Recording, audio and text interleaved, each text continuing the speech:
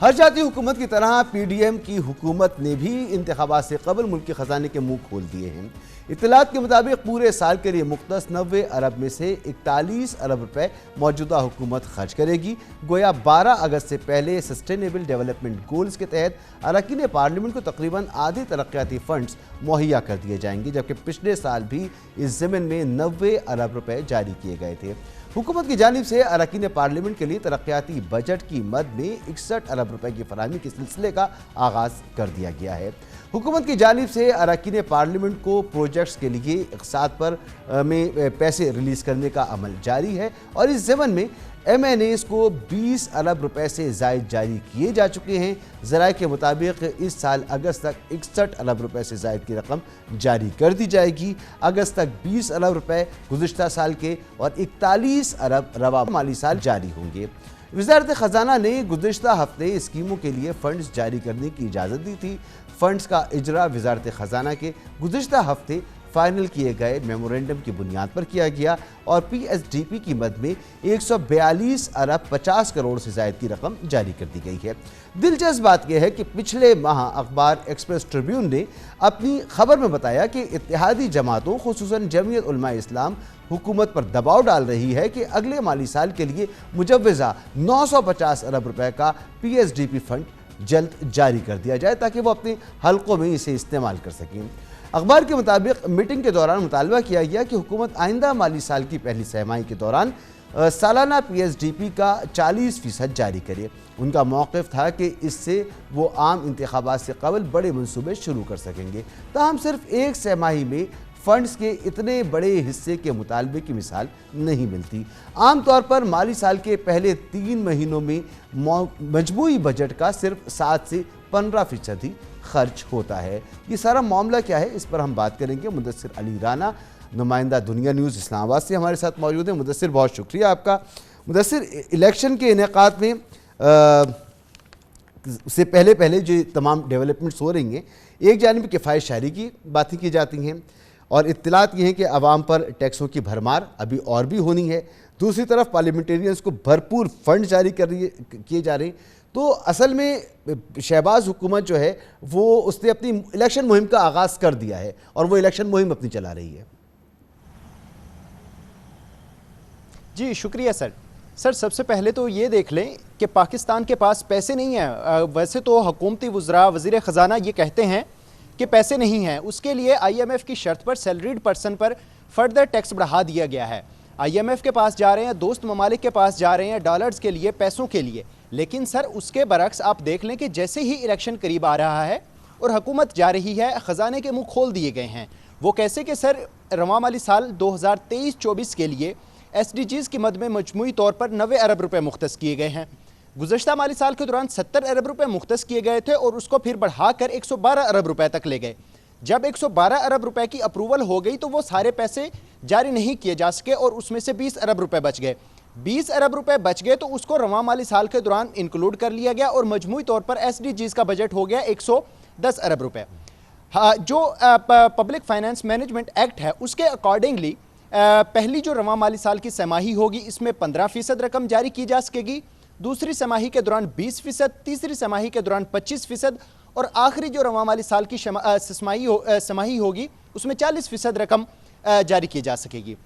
जो दस्तावेज हैं उसके मुताबिक अब वज़ारत ख़जाना का आप हेर फेर चेक करें कि 15% रकम जारी की गई है, जिसकी मजमूई अमाउंट 131 अरब रुपए बनती है।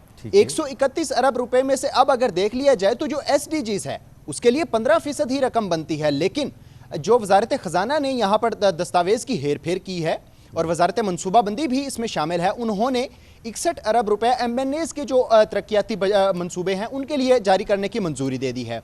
ज़राए वज़ारत मनसूबाबंदी की जानिब से अब ये बताया भी गया है कि उसमें से 20 अरब रुपया जारी कर दिया गया है, जो कि बाकी 41 अरब रुपया है इसको आइंदा 1 से 2 दिनों में रिलीज कर दिया जाएगा। तो ये रिलीज इसलिए किए जा रहे हैं ताकि जितने मैनेजमेंट बिल की क्या खिलाफ वर्जी हो रही है, यहाँ पर किसी कानून की खिलाफ वर्जी हो रही है?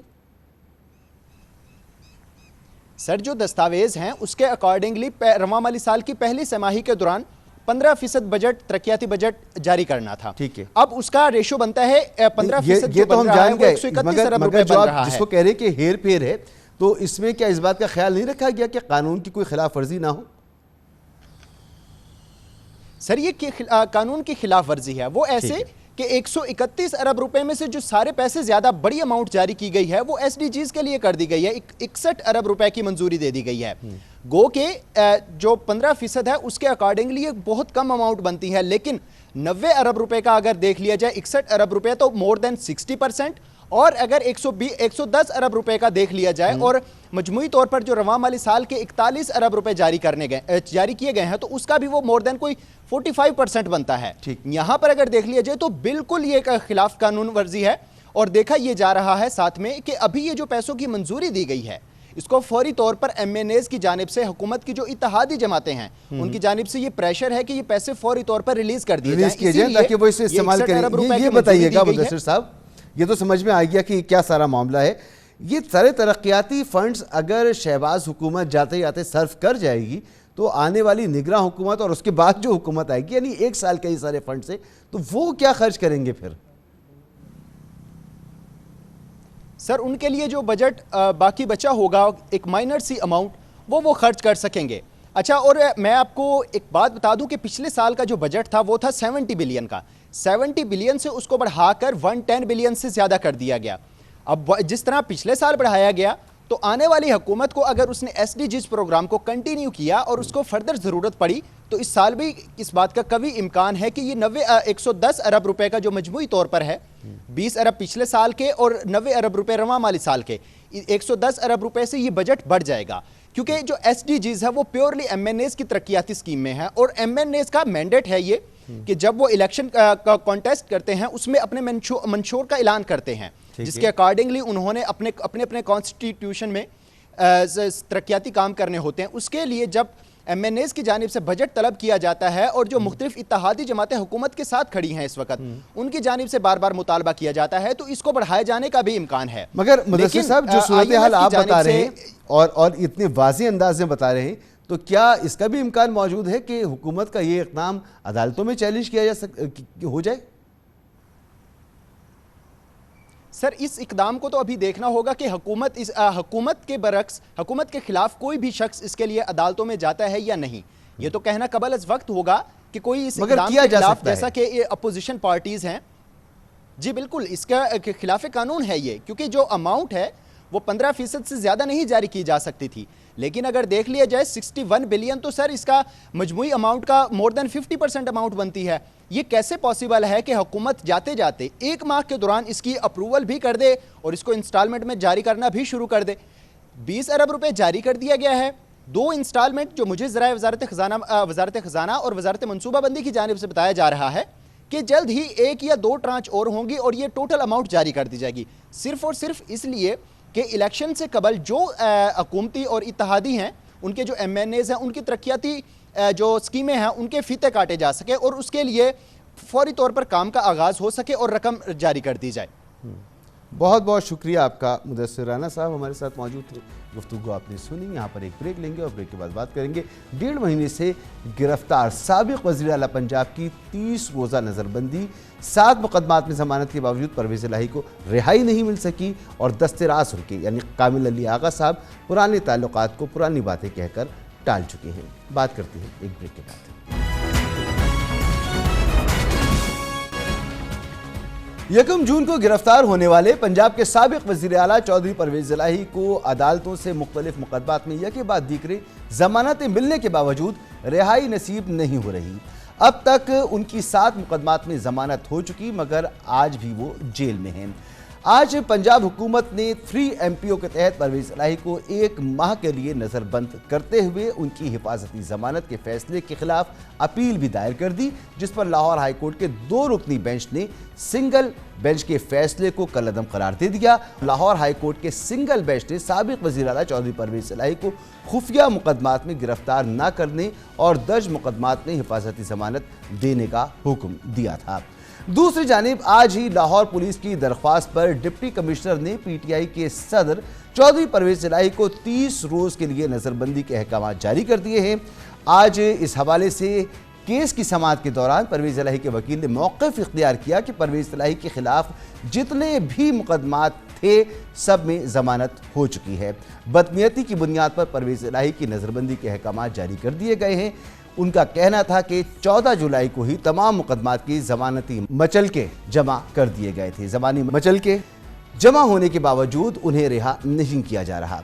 दौरान समाअत जस्टिस बाकर नशवी ने पंजाब हुकूमत के वकील से इस्तफसार किया कि आपको नहीं पता कि परवेज इलाही को क्यों पकड़ा जा रहा है। आप जो कुछ कर रहे हैं वो अच्छा नहीं कर रहे, आप गलत रिवायत डाल रहे हैं। इल्जामात के अलावा नज़रबंद रखने के लिए आपके पास शवाहिद भी मौजूद होने चाहिए। क्या आपने डिप्टी कमिश्नर को दरख्वास्त दी है? जस्टिस बाकर नशवी ने रिमार्क्स दिए कि हम पंजाब हुकूमत को कह देते हैं वो आपकी दरख्वास्त को सुनकर फैसला कर दें। अदालत ने सरकारी वकील से पूछा कि बताइए आप कितने रोज में इनकी अपील पर फैसला करेंगे, जिस पर सरकारी वकील ने अदालत को बताया कि हम 10 रोज में दरख्वास्त का फैसला कर देंगे। 1 जून को पंजाब एंटी करप्शन पुलिस ने परवेज इलाही को उनकी रिहाइशगाह के करीब सड़क पर गाड़ियों की तलाशी के दौरान गिरफ्तार किया था। इस साल फरवरी में परवेज इलाही और काफ लीग के दीगर रहनुमाओं ने तहरीक इंसाफ में शमूलियत इख्तियार की थी। फिर मार्च में उन्हें तहरीक इंसाफ का सदर मुकर्रर किया गया था। आज परवेज इलाही ने कि दस्ते रास कामिल अली आगा भी उनका साथ छोड़कर चले गए हैं। एक सवाल के जवाब में कामिल अली आगा का कहना था कि चौधरी परवेज इलाही ने काफ लीग छोड़ दी, उनके साथ होने की बातें पुरानी थी।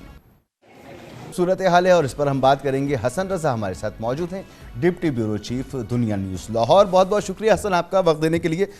क्या वजह है कि मुतादिद केसेस में, जितने भी केसेस थे, उनके वकील का तो कहना है सब में ही उनकी जमानत हो चुकी, लेकिन परवेज इलाही को फिर भी रिहाई नहीं मिल रही? देखें, 5 एंटी करप्शन के केसेस थे और 2 मनी लॉन्ड्रिंग के केसेस जो FIA में दर्ज किए गए थे। 7 मुकदमात में उनकी ज़मानत हो चुकी है। और इसके साथ साथ जो आज CCPO लाहौर की तरफ से यानी 13 जुलाई को CCPO लाहौर ने लेटर लिखा डिप्टी कमिश्नर लाहौर को, जिसके लिए कल हंगामी तौर पे डिस्ट्रिक्ट इंटेलिजेंस कमेटी का इजलास हुआ, जिसमें वो लेटर प्रेजेंट किया गया। उसमें ये लिखा गया है कि ये 3 मुकदमात हैं परवेज इलाही के ख़िलाफ़, जिसमें मेंशन किया गया है FIR 1150, FIR 604 और 1822, जिसमें सदादे दहशत गर्दी की दफ़ात भी लगाई गई हैं। जो गालब मार्केट वाला थाने में जो मुकदमा दर्ज है और जो किला गुजर सिंह थाने में 2 मुकदमा दर्ज हैं, उसमें दीगर जो है वो मुकदमात जो है वो दफ़ात लगाई गई हैं BPC की। ये वो मुकदमात हैं जो पंजाब असम्बली में जब इलेक्शन हुआ था उस दौरान जो हंगामा आराई हुई थी। अब इस तरह के मुकदमात हैं और दीगर भी जो तहकीकात हो रही है सानिया 9 मई की, उसके हवाले से भी पंजाब पुलिस इनको शामिल तफ्तीश करना चाहती है, क्योंकि ये प्रेसिडेंट है और उनका ख्याल है कि ये भी इस सारे मामले में मुलविस हैं, जिसकी वजह से अब वो मामला मज़ीद पेचीदा होता चला जा रहा है। और अब पंजाब पुलिस ने, एंटी करप्शन ने तमाम जितने भी कोशिशें की, वो कहीं ना कहीं से तो उनको रिलीफ मिलता रहा, लेकिन जो अब इन्होंने 90 दिन के प्रोटेक्शन ऑर्डर जारी, इनके जो डिटेंशन ऑर्डर जारी कर दिए डिप्टी कमिश्नर लाहौर ने, उसके तहत तो अब वो कैंप जेल में ही वहीं पर जो है वो रहेंगे 30 दिन के लिए। और आज जैसा कहा गया सरकारी वकील ने कि हम 10 रोज़ में फैसला सुन लेंगे और देख लेंगे, अगर ज़रूरत पेश हुई, जो मेरी ज़िम्मेदारान से बात हुई है उनका ये दावा है, तो फिर डिटेंशन ऑर्डर ख़त्म करने के बाद बाकायदा इनको इन्हीं केसेस में गिरफ्तारी की जा सकती है। और इसके अलावा दीगर जो सानिया 9 मई के हवाले से मुकदमा जारी हैं उनमें भी इनको शामिल तफ्तीश किया जा सकता है। ये तो वो प्रॉपर वो कहानी है जो इनके खिलाफ अदालतों में चल रही है, जो इन पर परवेज इलाही पर करप्शन के इल्ज़ाम आयद किए गए और इनके साथ साथ दीगर जो इनके संगीन नौयत के इन पर इल्ज़ाम आयद किए जा रहे हैं। ठीक है। इसके साथ साथ मुस्लिम लीग काफ के कुछ अफराद जो सियासी तौर पे या PTI के तौर पे इनके साथ थे, वो भी इनका साथ छोड़ते चले जा रहे हैं। और यही मामला अगर आप देखें तो 2 दिन कबल भी परवेज इलाही साहब की ख्वाहिश पर उनकी जो है वो टेलीफोनिक रब्ता करवाया गया उन्हीं के साहबजादे से, और उनको उन्होंने फिर ये बात कही कि आप जो है वो डटे रहे, हम चेयरमैन PTI के साथ खड़े रहेंगे और हम नहीं PTI छोड़ेंगे। ये तो बात हो गई, खुदा का वास्ता है, हमें अलग हो जाए। हुकूमत, पंजाब हुकूमत, परवेज इलाही, उनके खानदान में जो बातें हैं, उनका जो मौक़िफ़ है, ये PTI कहाँ गायब है? PTI इनकी रिहाई के लिए कोशिशें करती नजर आ रही है? देखिए, PTI के जितने अफराद गिरफ्तार हुए या जेलों में गए या उनके घर छापे मारे गए, पीटीआई की लीडरशिप समेत कोई अफराद भी, ना तो परवेज लाही तो बहुत दूर की बात है कि वो इनके लिए निकले, क्योंकि ये तो बहुत ताखीर से, यानी चंद माह कबल ही वो पीटीआई में शामिल हुए थे। लेकिन जो मुसलसल कई अरसे से, कई बरसों से पीटीआई के साथ थे, उनके लिए उनके चेयरमैन समेत किसी लीडरशिप ने उनके लिए ना तो आवाज़ उठाई, ना उनके लिए जो है वो उनकी वकला टीम की तरफ से रब्ता किया गया। वो अपने ताई खुद कोशिशें करते रहे। यूं अगर देखा जाए तो जो पीटीआई पाकिस्तान तहरीक इंसाफ की जो जमात है, ये बुनियादी तौर पे बगैर ग्राउंड्स के, बुनियाद के जो है वो खड़ी रही। यानी इनके पीछे कोई ऐसी सपोर्ट नहीं नजर आ रही कि जो इनको सपोर्ट दे सके। यानी जो खुद चेयरमैन है, वो आप अंदाजा करें कितनी बड़ी लीडरशिप, कितने कारकुनान है, उनके घर तो नहीं गए, लेकिन अपनी जमानत के लिए वो जरूर जो है वो कोसा साहब के घर गए ताकि वो उनके लिए रिलीफ दिलवाया जा सके। इस हवाले से पीटीआई को जो कारकुनान रहनुमा जेलों में बंद है, उनकी तरफ से पार्टी की तरफ से ना कोई ऐसा स्ट्रक्चर शायद मौजूद था और ना ही कोई कोशिशें की जा रही हैं, और कोशिशें की भी जाए तो हालात इतने मुवाफिक भी नहीं हैं। ये परवेज़ इलाही और चौधरी शुजात साहब की जो मुलाकात हुई थी, तो आपने बता दिया कि मोनिस तो कह रहे हैं कि आप डटे रहें, लेकिन परवेज़ इलाही साहब का क्या मूड है? क्या वो अपने कज़न के साथ जुड़ना चाहती हैं? देखिए, परवेज लाही साहब ने मुतअद्दिद दफ़ा जो पेशकश की गई थी चौधरी शुजात साहब ने चौधरी परवेज लाही साहब को, जो कि वो तो ऑफर तस्लीम कर चुके हैं। वो उनका ये दावा है कि वो हर तरह से आपके साथ चलने को तैयार हैं। यहाँ तक कि चौधरी शुजात ने एक बहुत बड़ी ऑफर दी कि आप बेशक यहाँ से पीटीआई से अलग हो जाएं, इस तमाम तर मामले से अलग हों और अपनी सेहत का ख्याल रखें। आप एक बेशक नई पार्टी जो है वो तश्कील दे दें, 6-7 महीने बाद उसमें शामिल हो जाए, बेशक आप काफ लीग में शामिल ना हो। लेकिन परवेज लाही ने उनके मुताबिक जो मुस्लिम निकाफ है, उनके जुम्मेदारान के मुताबिक, चौधरी शाफी हुसैन के मुताबिक, चौधरी शुजात हुसैन साहब के मुताबिक, कि उन्होंने ये दावा किया है कि चौधरी परवेज लाही उनके साथ चलने को तैयार हैं। वो काफ लीग में ज्वाइन करने के लिए जो है वो राजी हैं। लेकिन उनके साहबजादे सबसे बड़ी रुकावट है, जिसकी वजह से आज उनको जेल की सलाखों में जो है वो उसको ज़ियत का सामना करना पड़ा है। वो शख्सियत जो वज़ीर आला पंजाब थी, तमाम तर बड़े डायरेक्शन देते थे, आज वही जो है जेल के सलाखों में अपने करप्शन के इल्ज़ामात की बुनियाद पर जेल में जो है वो बंद है। और कोई उनके फैमिली में, यानी आप अंदाज़ा करें, काफली की सीनियर लीडरशिप ये चाहती है कि ये मामला हल हो, घरेलू मामला बेहतर तरीके से अंदाज में चले, मगर वो नहीं हो पा रहे। लेकिन काफ लीग की तरफ से तो अब इतनी सर्दमोहरी है उनके साथ कि अब तो उनकी देरीना साथी कामिल अली आगा भी उनको छोड़ के चले गए। नेक्स्ट कौन है जो उनको छोड़ सकता है? देखिए, कामिल अली आगा साहब की तो पहले भी चौधरी शुजात हुसैन साहब से मुलाकातें होती रही हैं, और बाकायदा तौर पे जो चौधरी परवेज लाही साहब के जो बैक पे गली में जो दरवाज़ा जाता है, वहाँ पर चौधरी शाफी हुसैन साहब से भी, फिर चौधरी शुजात हुसैन साहब से भी मुलाकातें होती रहीं।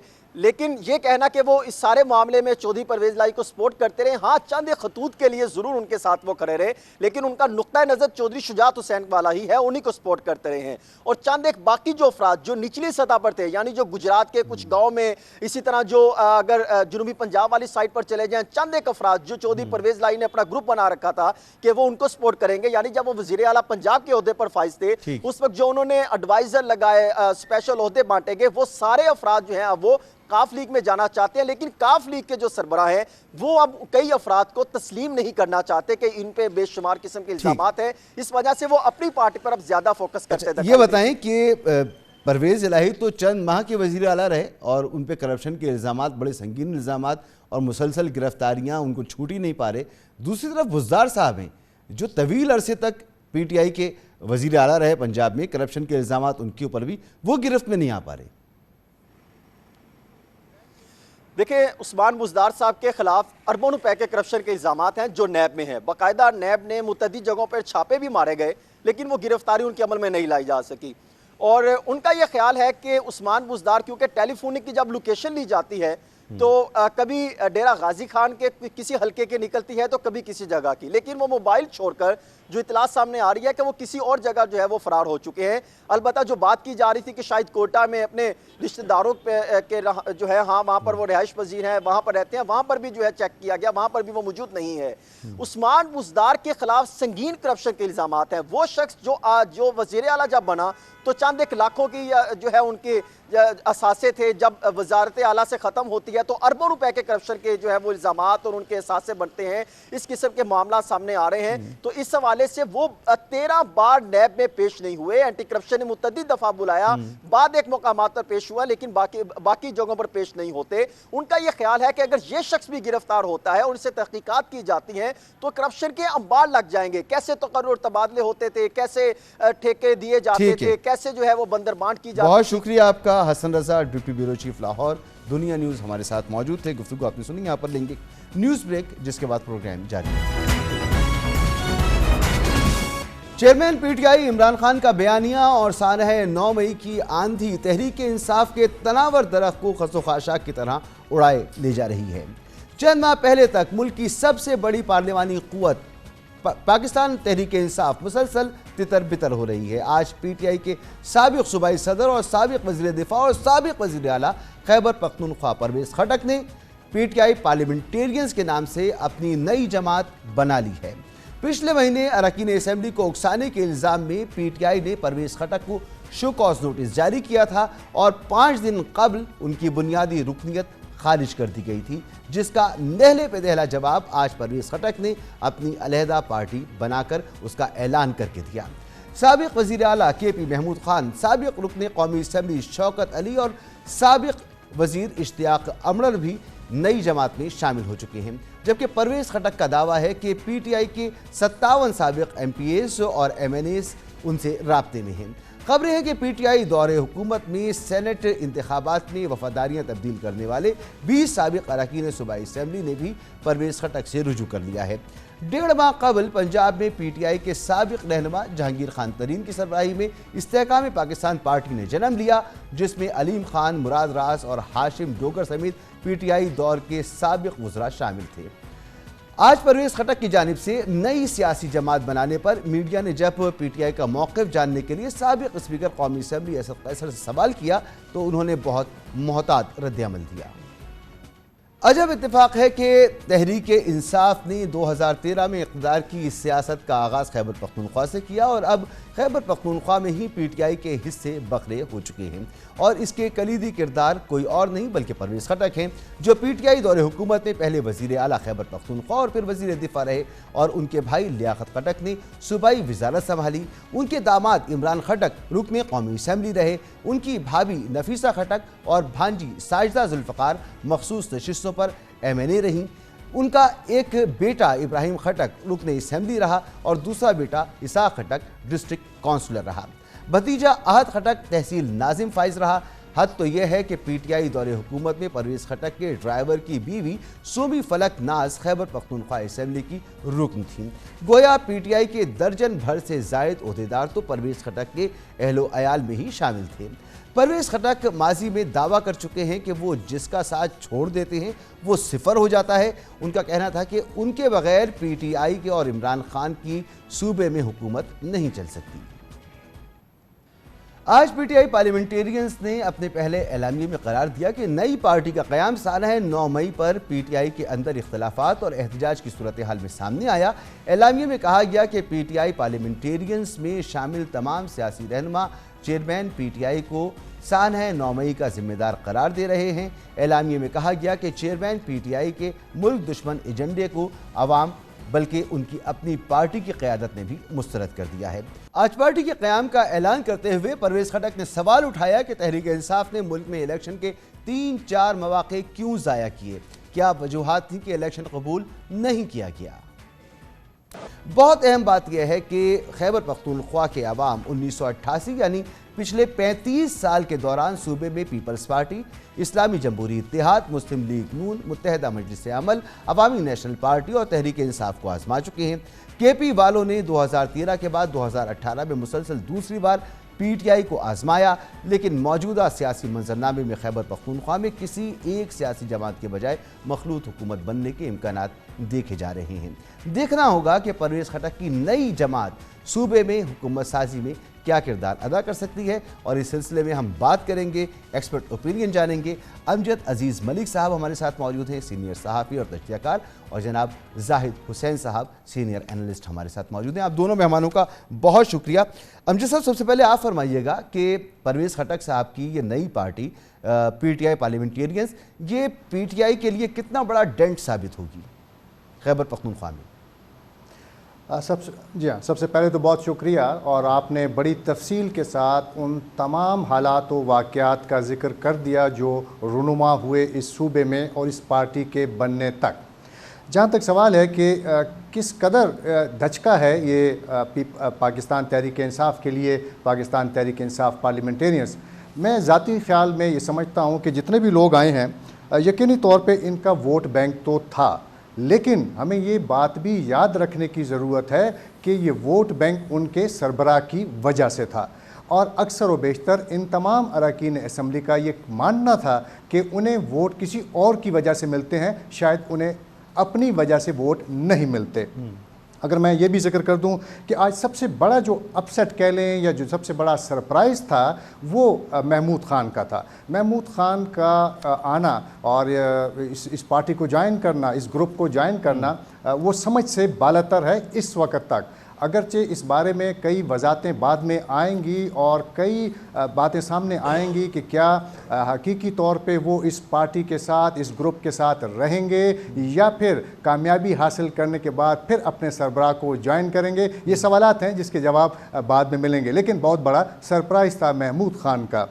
उसके अलावा अगर आप अब ये दौरान गुफ्तगू कुछ नाम हमारे पास आ गए हैं और ये कंफर्म नाम है, टोटल 29 लोग हैं, 28 से 29 लोग जिन्होंने कंफर्म किया है कि उन्होंने इस पार्टी को ज्वाइन किया है। इनमें महमूद ख़ान हैं, मुहिबुल्लाह हैं, इश्तियाक उमर, अरबाब वसीम, मलिक वाजिद, अनवर ज़ेब, ज़हूर शाकिर, पीर फिदा, इकबाल वज़ीर, अहमद हसन, आसिया असद, एहतशाम जावेद, आगाज़ गंडापुर, फलक नाज, इब्राहिम खटक, शौकत अली, विल्सन वज़ीर, गज़न जमाल जो कि जीजी जमाल के फ़र्जंद हैं जिन्होंने इस्तेकाम पाकिस्तान पार्टी को ज्वाइन किया है। इसी तरह अब्दुल गफ़्फ़ार हैं, साले मोहम्मद हैं, डॉक्टर इमरान हैं, शाह फैसल, मलिक शौकत, दीदार ख़ान, अजीज़ुल्लाह, वज़ीरज़ादा और शेर अकबर, जबकि ज़ियाउल्लाह बंगश। ये मजमूई वो 29 लोग अब तक सामने आए हैं जिन्होंने कन्फर्म किया है। जैसे कि आपने फरमाया कि परवेज़ खटक ने यह दावा किया कि 57 लोग उनके साथ हैं, इनमें से 4 लोगों की तो तरदीद भी आ गई है। उनमें इफ्तिखार मशवानी, आज़म खान, ताज मोहम्मद तरंद और पीर मुसव्विर हैं मालाकंड से।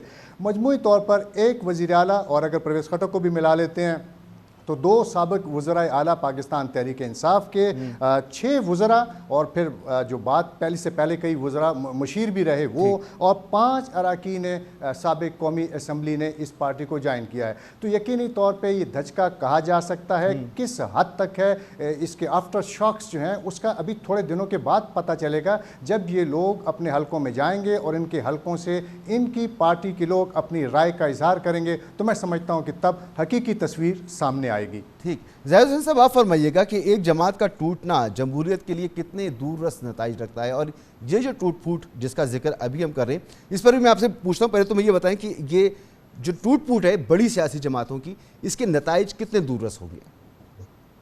देखिए, एक दो चीज़ें हमें समझनी चाहिए कि ये इसके एक तो ये ज़रूरी है कि इसमें अमल दखल ज़रूर रहा था, जो कि अंदरूनी इख्तलाफात PTI में थे और जो बहुत अरसे से चले आ रहे थे, और ये खबरें पहले भी आ रही थी ये 9 मई से पहले के कि जो है परवेज़ खटक के इख्तलाफात जो है मौजूद हैं। तो ये एक पहलू तो कह सकते हैं, लेकिन एक ये कि पाकिस्तान में हम देखते हैं, माजी में भी देखते रहते हैं, और ख़ास तौर पर आज जो तब्दीली आई है तो वो खुद ब खुद नहीं होती है तब्दीली, ये तो बहुत वाज़ेह है। इसमें देखें बहुत साफ है कि ठीक है, इख्तलाफात अपनी जगह पे मौजूद होंगे, क्योंकि जो इमरान खान साहब की जो एडवेंचरस पॉलिसी थी, या इमरान जो कि उन्होंने जिस तरह का कार अख्तियार किया था, बहुत से लोगों को उनकी पार्टी के अंदर उससे इख्तलाफ ज़रूर थे, और इनके सब के जो है यकीनी तौर पर एक धचका तो पहुँचा है। क्योंकि देखें, ये PTI की जो अपनी सियासत, इमरान खान की सियासत रही थी, वो तो एक जगह सबको अंदाज़ा है क्या रही थी। उनका जो बहुत बड़ा अमल दखल उनकी सियासत का रहा है, जो कि एक जमहूरी अमल को जो नुकसान पहुंचा है, तो उसमें बहुत बड़ा दखल इमरान खान साहब की अपनी सियासत भी रही है। तो मेरा ख्याल ये है कि ये है जो कुछ हो रहा है पाकिस्तान की सियासत में, वो जमहूरियत के नाम कोई उसका दूर दराज से भी वाक़ियत नहीं। कोई नहीं कह सकता है कि पार्टी के अंदर, जैसे अभी किसी ने बात की कि बहुत सारे लोग जो हैं जो इससे अलहदा हुए हैं इस वक्त, वो उनमें से अच्छी बड़ी उन लोगों की तादाद भी है जो कि लाए गए थे पीटीआई में एक वक्त में। हमजे साहब कि जैसे आईपीपी जब वो लॉन्च हुई तो उसके साथ बहुत सारे लोग थे, तहरीक इंसाफ के लोग, कराची की क़यादत भी वहाँ पे बैठी हुई थी पंजाब में, और सब नज़र आया। लेकिन बाद में हमने देखा कि बहुत से लोग दूसरी मरतबा नज़र ही नहीं आए स्क्रीन पर। यहाँ पर भी 57 लोगों की बात की, 29 की लिस्ट आपने बताई, उसमें से भी आप बता रहे हैं 4 की तरदीद हो चुकी है। तो क्या आपको अंदाज़ा हो रहा है इस पार्टी की लॉन्चिंग के बाद, ऐलान के बाद, कि ये इसका टेक ऑफ कैसा होगा?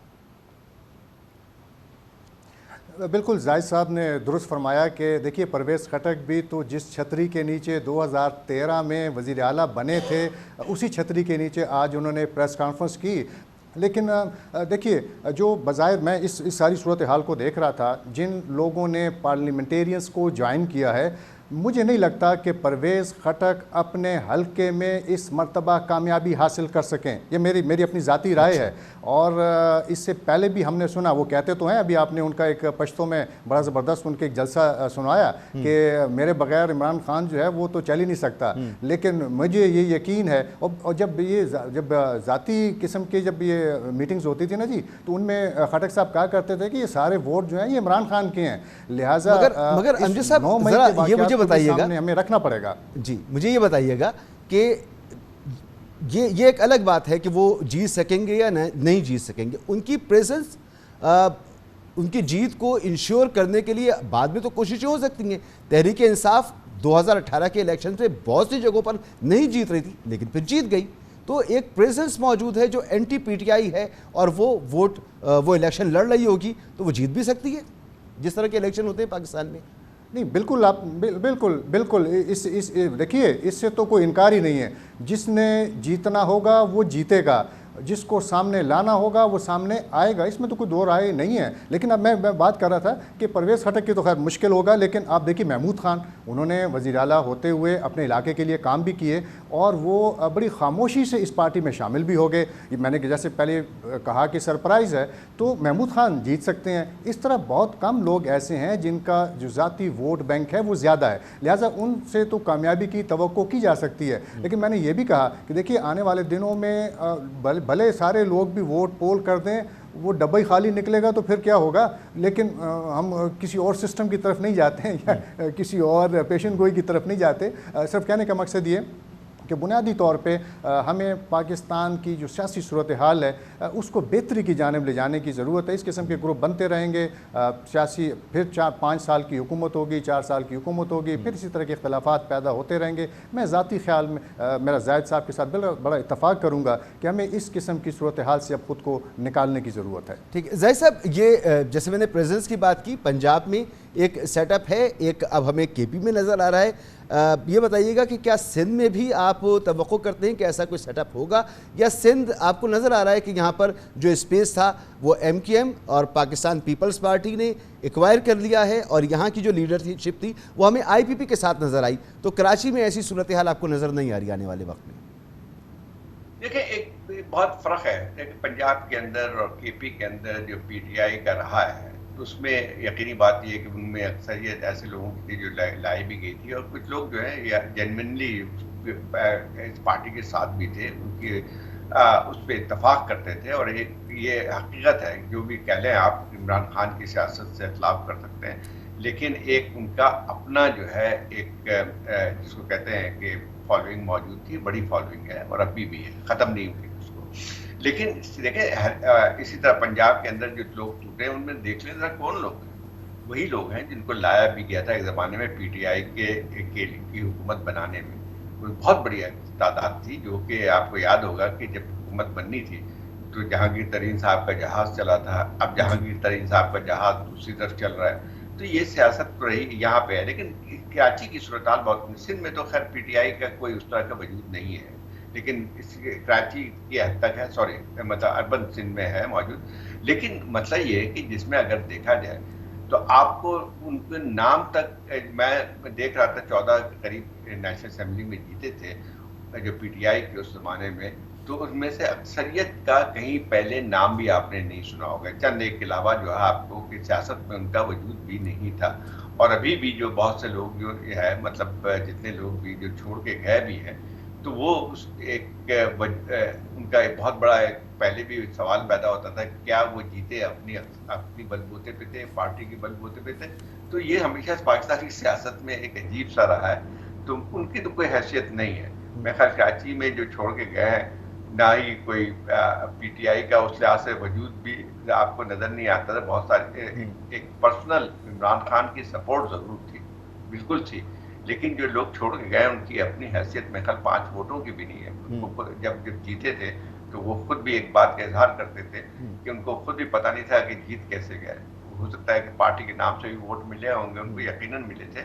और एक खुला जो मौजूद था कराची की सियासत में, उसको भी उनको पुर किया गया था। एमक्यूएम को जो है टुकड़े टुकड़े हो चुकी थी और भी जो सियासी तब्दीलियां आई थी, उसके नतीजे में पीटीआई का वह वजूद बढ़ा था। लेकिन मैं नहीं समझता हूँ कि वो जो लोग छोड़ के गए हैं पीटीआई, उनकी अपनी सियासी कोई भी जो हैसियत मौजूद। जैसे मैं जो बात कह रहा हूँ वो उसी तरह से है ना कि अगर प्रेजेंस मौजूद हो तो जीत के इम्कानात हो सकते हैं ना। फिर वो इलेक्शन डे की साइंस बिल्कुल मुख्तलिफ होती है। तो वो प्रेजेंस यहाँ पर पैदा करने की ज़रूरत नहीं है तहरीक इंसाफ में, क्योंकि यहाँ पर अर्बन इलाकों से पाकिस्तान पीपल्स पार्टी जो है वो जीत चुकी है। उसने शो कर दिया है कि उसका वोट बैंक अब अर्बन इलाकों में भी है, रूरल में तो था ही। फिर एमक्यूएम मौजूद है, जमात इस्लामी मौजूद है। यार देखिए वही बात आती है कि देखिए सियासत कराची की कैसी सियासत रही है।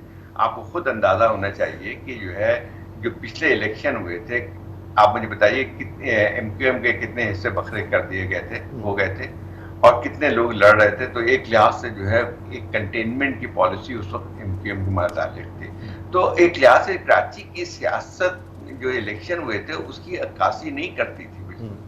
अब जो है वो देखना है ये कि अब जो इलेक्शन होंगे उसमें क्या सूरत हाल बन के आती है। और ये तमाम सियासत जो बात करते हैं हम लोग, जो इतनी गहराई में जा रहे हैं ना, मुझे उसमें कभी भी कोई उनसर सियासत में प्रिंसिपल का कोई नजर मिलता है। वो चाहे जब इमरान खान की जो है वो पार्टी को तक बनाई जा रही थी, या अब जो है उसको डिसमेंटल किया जा रहा है।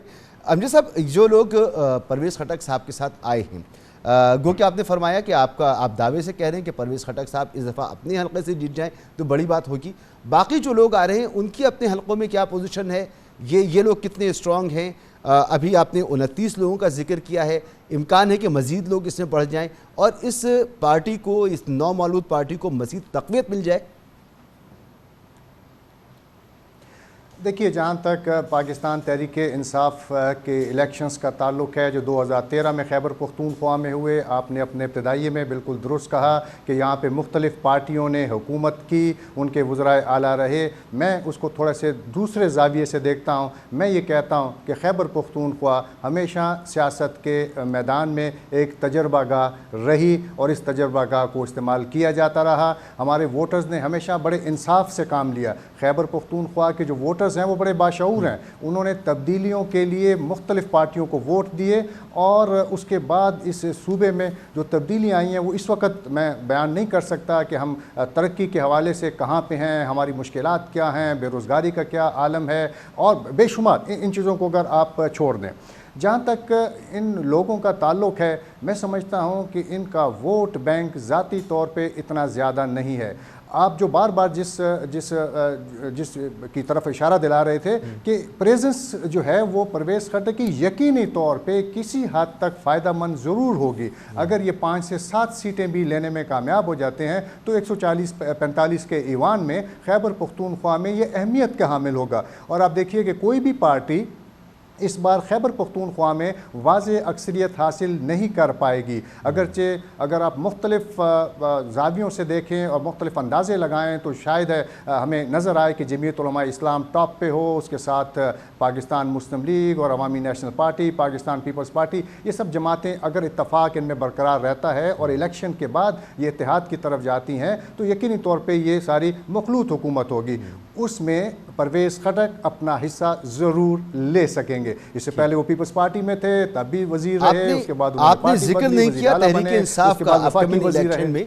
मैं जानना चाह रहा हूं कि ठीक है पंजाब में उनकी कोई तंजीम मौजूद नहीं थी ग्रास रूट लेवल पर, सिंध में मौजूद नहीं, मगर खैबर पख्तूनख्वा में तो उनकी 10 साल की हुकूमत है और वहाँ पर इमरान खान ने बड़ा काम किया है, तो वहाँ पर भी कोई तंजीम मौजूद नहीं है। और ये सूरत हाल भी हो सकती है कि चाहे उनके चेयरमैन जेल में हों या बंद हों या नाअहल हो चुके हों, पार्टी ही मौजूद नहीं होगी। आप उसका जिक्र नहीं कर रही? नहीं, मैं गुजारिश ये कर रहा हूँ कि इस पार्लियामेंटेरियंस के बाद अगर हम अब पीटीआई की बात करें, इमरान खान की पार्टी की, तो देखिए उनको वोट जो हैं जितने लोग भी उनका टिकट हासिल करने के बाद इलेक्शन में आएंगे, उनका वोट यकीनी तौर पे पार्टी सरबराह का वोट होगा। और लगता यूँ है कि अगर कुछ ज़्यादा मुश्किलात का शिकार न किया गया इस पार्टी को आने वाले दिनों में, तो यकीनी तौर पर उनकी पार्टी भी अपनी सीटें निकालेगी। ऐसा तो बिल्कुल नहीं है कि 10 साल की हुकूमत के बाद और पार्टी तकसीम होने के बाद जो इमरान खान के वर्कर हैं वो इमरान खान को छोड़ के चले जाएंगे। मैं कतन ऐसा नहीं समझता, मेरा ज़ाती ख्याल है, मेरी ज़ाती राय ये है कि पाकिस्तान तहरीक इंसाफ को वोट मिलेंगे यकीनी तौर पे, लेकिन इस मरतबा वो हुकूमत नहीं बना पाएगी, वो अक्सरियत नहीं हासिल कर पाएगी, क्योंकि जो हालात हैं उसमें आपको बड़ा वाज़ेह तौर पर ये दिखाई देता है कि पाकिस्तान तहरीक इंसाफ जो है वो मुख्तलिफ हिस्सों में तकसीम होगी। इमरान खान साहब तो मुल्क की सियासत को समझते हैं, हालात को जानते हैं, तो उन्होंने वो तरीक़ाकार, वो सियासती रवैया इख्तियार नहीं किया जिसकी वजह से वो आज मुश्किलात में शिकार हैं। अगर वो सियासी रवैया इख्तियार करते जिसमें अपने लिए जगह बनाते, आगे बढ़ते और आगे बढ़ के जो तब्दीलियाँ उनको लेकर आनी हैं वो लाने की कोशिश करते, ऐसा अगर वो करते तो शायद कामयाबी उनको मिल सकती थी। लेकिन एक रिजिड रवैया उनका था और ये रवैया उनको ले डूबा, उनकी पार्टी को ले डूबा। नहीं, देखें वो एक फैक्टर तो हो सकता है, लेकिन ये सिर्फ नहीं है। मैं खाली ये बता रहा हूँ कि इमरान खान की सियासत पे इख्तिलाफ है और उनकी जो तरीक़ेकार रहा वो गलत हो सकता है, लेकिन जहाँ तक और उसकी वजह से उनको मकबूलियत भी मिल गई। जो स्लोगन इस्तेमाल करते, दोनों चीज़ हुई थी कि जब वो इक़्तिदार से हटे थे, जो उनके नारे थे उसमें यकीनी तौर पे एक नैरेटिव उन्होंने क्रिएट किया और वो नैरेटिव में कोई सच्चाई नहीं थी, लेकिन ये कोई नैरेटिव की वजह से उनकी पॉपुलैरिटी बढ़ी थी। तो लेकिन ये था कि अब जो पार्टी की डिसमेंटल जो हो रही है, मुझे बताइए कि जब ये जो क्रैकडाउन से पहले क्या उनकी पार्टी सियासत सही वही सियासत कर रही थी, उसमें टूट-फूट तो नहीं हुई। टूट-फूट तो एक लिहाज से जो हुई है उसमें, अब जैसे मिसाल है, बहुत से जो है बहुत सारी पार्टी के लीडर ये कह रहे हैं कि वो जो है उनकी सियासत है। तो बात ये है कि 1.5 साल से इमरान खान ये सियासत कर रहे हैं। 1.5 साल से उन्होंने मतलब नेशनल असेंबली छोड़ी, पंजाब की असेंबली। अब जो बातें आ रही हैं वो हकीकत अब है, पहले भी लोग जानते थे कि 90% उनके पार्टी के मेंबरान जो थे वो ये इत्तेफाक नहीं करते थे कि वो नेशनल असेंबली छोड़ दी जाए। 80% से ज़्यादा जो है पंजाब असेंबली के तोड़ने के मुखालिफ थे, लेकिन वो टूटी। लेकिन आप मुझे बताइए कि क्यों उसके फौरन बाद क्यों नहीं पार्टी से अलहदा हुए गए? क्यों नहीं जो है वो असद उमर साहब, आप बात करते हैं, क्यों नहीं असद उमर साहब ने उस वक्त कहा कि ये गलत है, ये नहीं होना चाहिए? अब वही है कि सारे लोग जो है, असल सवाल ये पैदा होता है कि हकीकत है, इसमें तो कोई इख्तिलाफ की गुंजाइश नहीं है कि इमरान खान का खुद जो रवैया रहा था वो कोई जमहूरियत पसंदी की तरफ नहीं था, लेकिन जो उनकी पार्टी के इस वक्त, और लेकिन उनकी ये बात भी कहना मतलब कोई गलत नहीं है कि उनकी मकबूलियत है और बहुत ज़्यादा मकबूलियत है, लेकिन जो उनकी पार्टी के अंदर इस वक्त वोट हो रही है उसमें सिर्फ उस चीज़ का दखल नहीं है कि उनकी सियासत का तरीक़ेकार गलत था। वो एक फैक्टर हो सकता है, लेकिन असल फैक्टर तो हम सबको पता है। हमारी सियासत बिल्कुल सर ये नज़र आती है, मगर अमजद साहब इसमें यह भी तो नज़र आता है कि हमारे यही सियासतदान तो हैं, जब इख्तिदार में नहीं होते तो वो दूसरे तरीक़े इख्तियार करती हैं, जब इख्तिदार में होती है तो असल में तो ख़राबी हमारे सियासतदानों के अंदर भी है कि वो तरीक़े इख्तियार करती हैं। जब हुकूमतों में होती हैं तो उसके मुखालिफ होती हैं, मगर जब अपोजिशन में होते हैं तो वो इख्तियार कर लेती हैं। बिल्कुल आपने सही कहा, इसमें कोई दो राय नहीं है। ऐसा ही होता चला आ रहा है, ऐसा ही हम देख रहे हैं और मुझे आने वाले दिनों में भी कोई ऐसी तब्दीली सियासतदानों के अंदर नज़र नहीं आती। देखिए, जब तक सियासतदान मुज़ाकरात की बात नहीं करेंगे, जब तक आपस में मसाइल हल करने की बात नहीं करेंगे, मिल नहीं बैठेंगे, ये सिलसिला यूँ ही चलता रहेगा। आप जब बार बार इमरान खान की बात करते हैं, देखिए इमरान खान के रवैये ने ही तो उसकी पार्टी को नुकसान पहुँचाया है। उसको वो जो बड़ा सख्त लहजा और जो रवैया था और सियासतदानों से बात ना करने की जो बात थी, उसकी वजह से तो बुनियादी तौर पे उसे नुकसान पहुंचा है। लेकिन आप देखिए कि जो लोग किसी और ग्रुप में जा रहे हैं, किसी और पार्टी में जा रहे हैं, तो लोग तो वही हैं। कोई नए लोग तो आ नहीं रहे, तो क्या नज़रिया, क्या हम सियासत की बात करें। सियासत देखिए आजकल मैं समझता हूँ कि आम लोगों का खेल नहीं रही, ये ख़ास लोगों का खेल है, पहले भी था, अब भी है और आइंदा भी शायद ऐसा रहे। तो मैं ये समझता हूँ कि सियासी इस सूरत हाल को बेहतर बनाने की ज़रूरत है। हम तो बार बार जब इस तरफ आते हैं तो हम तो यही कहते हैं कि देख, मुझे मुत्तहिदा मजलिस अमल की हुकूमत याद है। देखिए जब उन लोगों ने 2002-2003 में खैबर पख्तूनख्वा में हुकूमत संभाली थी तो लोग कहते थे ये मदरसे से मस्जिदों से उठ के ये लोग आ गए थे, उनको वोट मिले थे। लेकिन आप यकीन कीजिए कि चंद ही महीनों के बाद वो लोग इतने समझदार हो गए थे कि आज भी हम उन्हें याद करते हैं। इसके मुकाबले में जब आप मुस्लिम लीग और पीपल्स पार्टी की बात करते हैं, जो बड़े सीनियर सियासतदान हैं, उनके गर्दनों में सरिये आ जाते हैं। तो वो आपकी बात बिल्कुल ठीक है, मैं उससे इत्तफाक करता हूँ। बहुत बहुत शुक्रिया आपका अमजद अजीज़ मलिक साहब और जनाब जाहिद हुसैन साहब। यहाँ पर एक ब्रेक लेंगे और ब्रेक के बाद बात करेंगे शहबाज हुकूमत अब सिर्फ 3 हफ्तों की मेहमान है, फिर निगरां सेटअप और फिर आम इंतखाबात। लेकिन निगरां सेटअप की सेटलमेंट कैसे होगी, ये बड़ा सवाल है। बात करते हैं एक ब्रेक। शहबाज हुकूमत अब सिर्फ 3 हफ्तों की मेहमान है, जिसके बाद निगरां हुकूमत और फिर आम इंतखाबात के नतीजे में 5 साला मैंडेट वाली नई हुकूमत इक़्तिदार पर फाइज होगी। इस वक्त वफाक, सिंध और बलोचिस्तान की निगरां हुकूमतों के कलीदी उम्मीदवारों के लिए सलाह मशवरे जारी हैं। IMF प्रोग्राम की बहाली के बाद वज़ीर आज़म शहबाज शरीफ ने अपनी पूरी तवज्जो मईशत से हटाकर सियासत पर मरकूज़ कर दी है। परसों वज़ीर आज़म ने पूरा दिन अपने पुराने इत्तेहादियों और कुछ नए सियासी खिलाड़ियों के साथ मुलाकात में गुजारा। लाहौर में शहबाज जरदारी मुलाकात में भी दोनों रहनुमाओं ने इस अमर पर इत्तेफाक किया कि इलेक्शन किसी सूरत मौखर नहीं होने चाहिए, जबकि निगरां हुकूमत में टेक्नोक्रेट्स की बजाय सियासी शख्सियात की ज़्यादा से ज़्यादा शमूलियत होनी चाहिए। वज़ीर आज़म शहबाज शरीफ मुतअद्दिद बार यह ऐलान कर चुके हैं कि हुकूमत अगस्त के महीने या अपनी आइनी मुद्दत से कुछ दिन पहले घर चली जाएगी। गोया इलेक्शन अक्टूबर की बजाय नवंबर में होने का ज़्यादा इम्कान है। निगरां वज़ीर आज़म की तैनाती में किसी तनाज़ी का कोई ख़तरा मौजूद नहीं, लेकिन सवाल यह है कि नाम किसकी तरफ से आएगा। जो भी नाम होगा वो आएगा कहाँ से, क्योंकि मुस्लिम लीग नून और पीपल्स पार्टी सियासतदानों या सियासी तजुर्बा रखने वाले अफराद में से उबूरी हुक्मरान और निगरां काबीना के मुतमद्दी हैं, जबकि खबरें हैं कि मुक़द्दर हल्के किसी माशी माहिर के मुतलाशी हैं, ताकि IMF की शराइत पर अमल दरामद होता रहे और फ़ौज की छतरी तले बैरूनी सरमायाकारी का मिशन भी जारी व सारी रहे। निगरां हुकूमत की तश्कील के हवाले से पिछले महीने दुबई में नवाज जरदारी मुलाकात को भी अहम करार दिया जा रहा है। पाकिस्तान में एक अजब तरह की सूरत हाल होती है और यह अजीब तरह का मुल्क है कि जिस तरह यहाँ पर सियासी फैसले किए जाते हैं, ये फैसले कभी लंदन में होते हैं तो कभी दुबई में होते हैं, और निगरां हुकूमतें तो वाशिंगटन से भी वारिद हो चुकी हैं। 1993 में जब एक माहिर मईशत और वर्ल्ड बैंक के मुलाजिम मोइन कुरैशी की बतौर निगरां वज़ीर आज़म नामजदगी हुई तो उस वक्त वो मुल्क में मौजूद नहीं थे। कहा जाता है कि मोइन कुरैशी जब इस्लामाबाद एयरपोर्ट पर उतरे तो पाकिस्तानी शनाख्ती कार्ड उनके हवाले किया गया, जिस पर उनका पता वज़ीर आज़म हाउस और इस्लामाबाद तहरीर था। ये नामजदगी बज़ाहिर पीपल्स पार्टी और मुस्लिम लीग नून की मुशावरत से हुई थी, मगर इस वक्त पीपल्स पार्टी बरमला इजहार कर चुकी है कि वो निगरां हुकूमत में टेक्नोक्रेट्स के बजाय सियासतदानों की ख्वाहां है।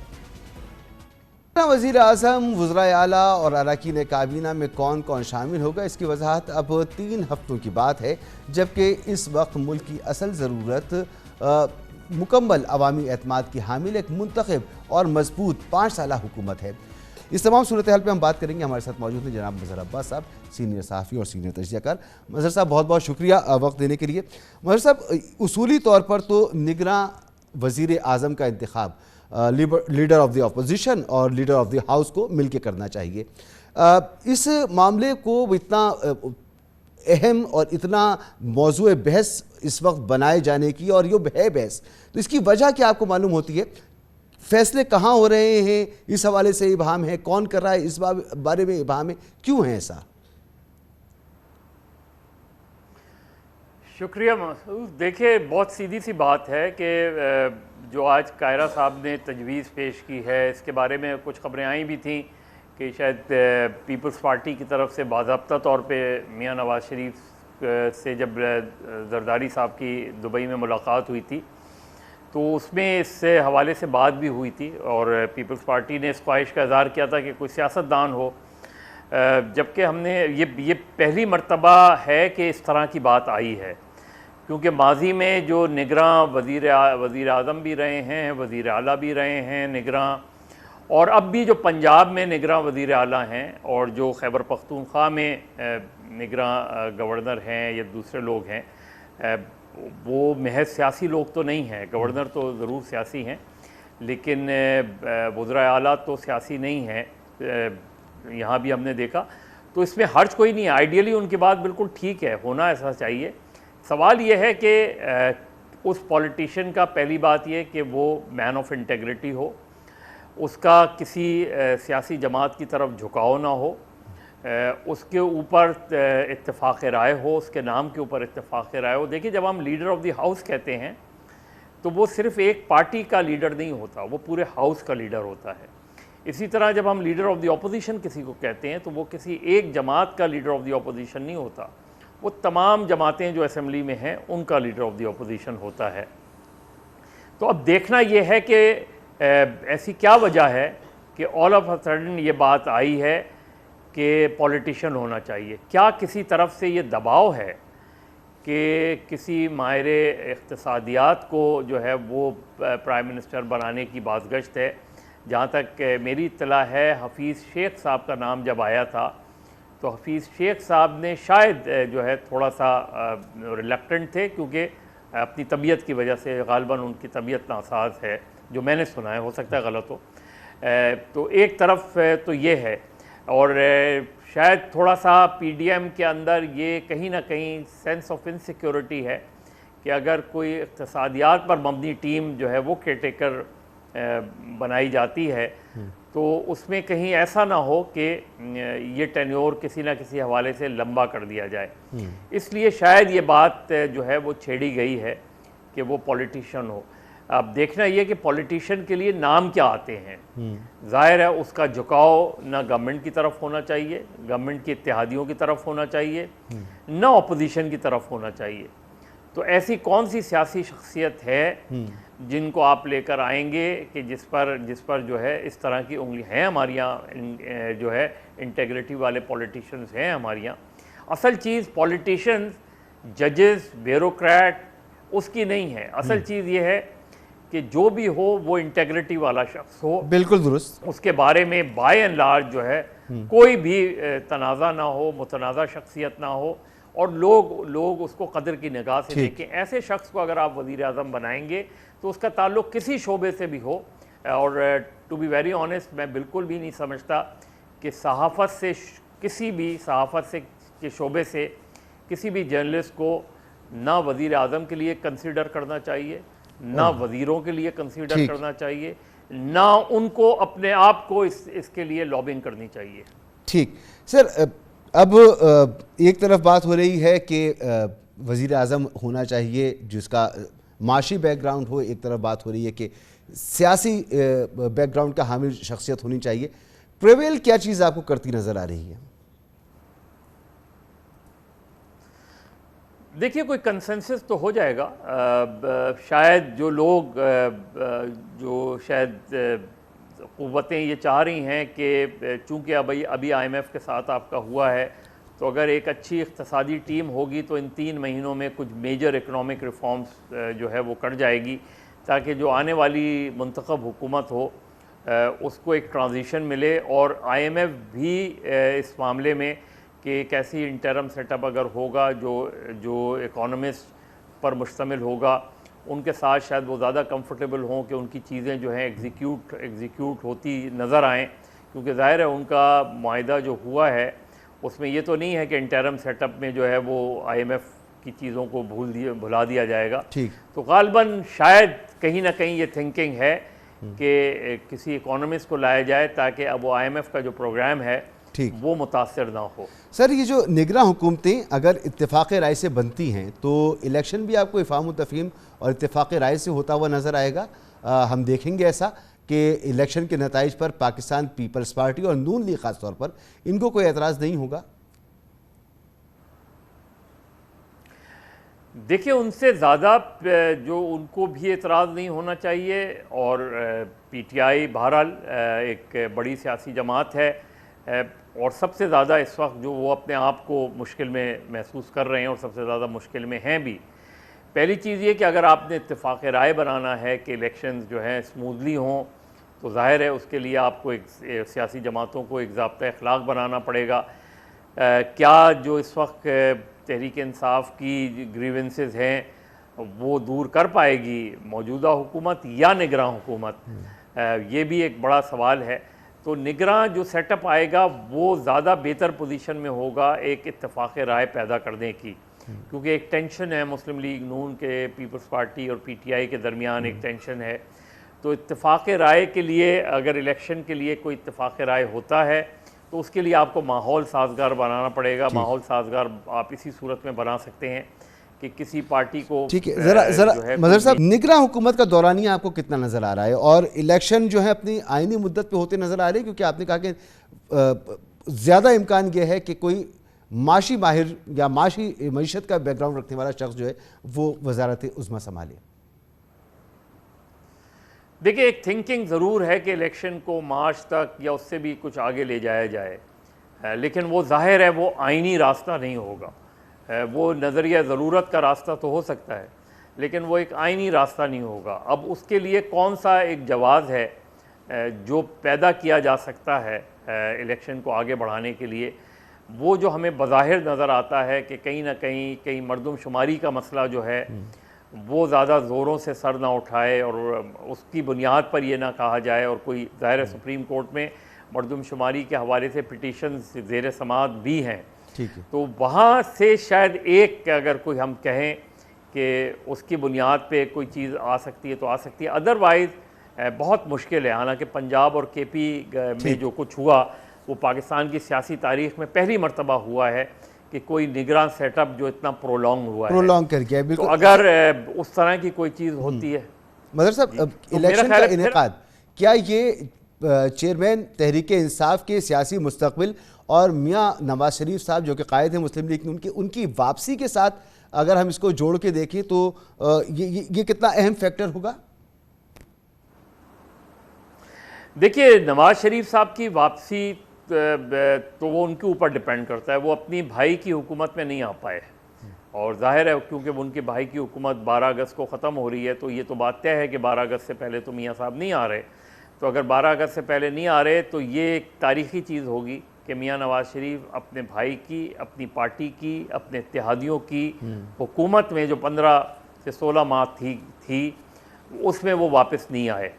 तो क्या वो निगरां हुकूमत में इतना कंफर्टेबल फील करेंगे कि निगरां हुकूमत में वापस आ जाएं अनटिल अनलेस उनको तकरीबन हर तरफ से कोई क्लियरेंस ना हो कि वो वापस आ सकते हैं। या तो ये कि आप उन क्लियरेंस की परवाह किए बगैर वापस आएँ, फेस करें सारी चीज़ें, या तो वो होगा। उनकी वापसी जो है वो जुड़ी हुई है इन सारी चीज़ों से, और मुझे नहीं लगता कि वो 15 सितंबर से पहले वापस आएंगे। और 15 सितंबर को भी जो सिचुएशन, ग्राउंड सिचुएशन है, उसको देखेंगे, उसकी बिना पे वो फैसला करेंगे। लेकिन ये सब कुछ या तो उन्हें पता है, या शहबाज शरीफ को पता है, या फैसला साजों को पता है। ठीक, बहुत बहुत शुक्रिया जनाब मजहर अब्बास साहब, गुफ्तगू आपने सुनी। इसी के साथ प्रोग्राम का वक्त ख़त्म होता है, आपसे इजाज़त चाहेंगे। अल्लाह हाफ़िज़।